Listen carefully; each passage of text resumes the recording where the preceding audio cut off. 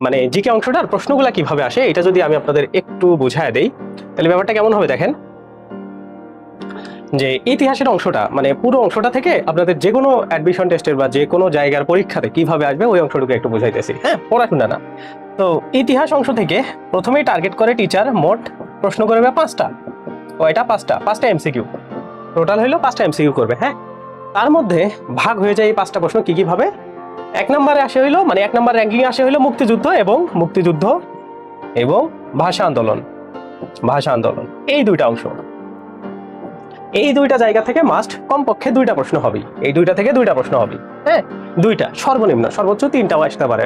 ওকে, তার আগে হইলো একটা, তারপরে থাকে হইলো ব্রিটিশদের শাসনামল, মানে ব্রিটিশরা যখন থেকে আমাদের এই ভারতীয় উপমহাদেশে আসছে, হ্যাঁ, তাদের 200 বছরের যে শাসনটা সেটা, সেই ব্রিটিশদের থেকে 1947 মানে 1947-এর হচ্ছে দেশভাগ পর্যন্ত এই অংশটুকু থেকে তারা আর বাকি 2টা বা 1টা প্রশ্ন করে, হ্যাঁ, এইরকম।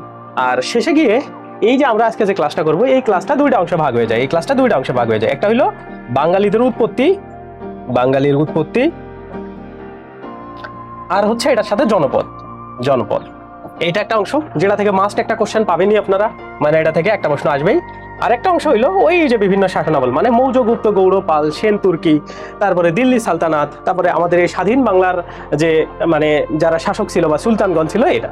তার মানে এই যে সবচাইতে কঠিন এবং সবচাইতে বোরিং যে অংশটুকু, হ্যাঁ, মৌর্য, গুপ্ত, গৌড়, পাল থেকে শুরু করে মৌর্যগুপ্ত মানে একদম মৌর্য বংশ থেকে শুরু করে একদম আমাদের কি পর্যন্ত ধরেন একদম বাংলার স্বাধীন নবাব, হ্যাঁ, সিরাজউদ্দৌলা পর্যন্ত, সিরাজউদ্দৌলা এই পর্যন্ত আসবে হইলে একটা প্রশ্ন।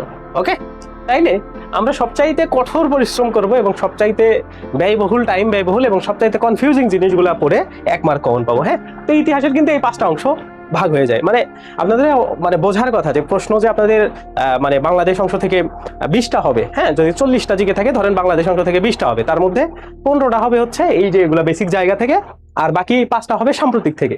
সেই 5টার মধ্যে ইতিহাস সেই 15টার মধ্যে ইতিহাস থেকে কিন্তু টোটাল 5টা প্রশ্ন হবে, হ্যাঁ। আর বাকিগুলো থেকে হবে অর্থনীতি থেকে হবে, সংবিধান থেকে হবে, বাংলাদেশের রাজনৈতিক ব্যবস্থা থেকে হবে, শিল্প ব্যবস্থা থেকে হবে। এই যে আমি 4টা টপিক বললাম এই 4টা টপিক থেকে বাকি 10টা প্রশ্ন হবে। বাকি 10টা প্রশ্ন 4টা টপিক থেকে, ইতিহাস থেকে 5টাও হওয়ার চান্স কম আছে, তারপরেও ধরে নিলাম আমরা সর্বোচ্চ 5টা। মানে যারা একটু কনফিউশনে আছেন যে ভাইয়া মাত্র 5টা প্রশ্নের কথা বললেন, হ্যাঁ, এখানে তো আরো বেশি প্রশ্ন হওয়ার কথা, বিষয়টা এমন না। এখানে এই 5টা প্রশ্নই অনেক বেশি হয়ে যায়, এই 5টার থেকেও কম প্রশ্ন আসবে। তাইলে বোঝা গেছে আমরা এই জিকের আমরা আজকে আসি এই যে এই অংশটুকু, মানে আজকে আমরা 2 মার্কের পড়া পড়বো, হ্যাঁ।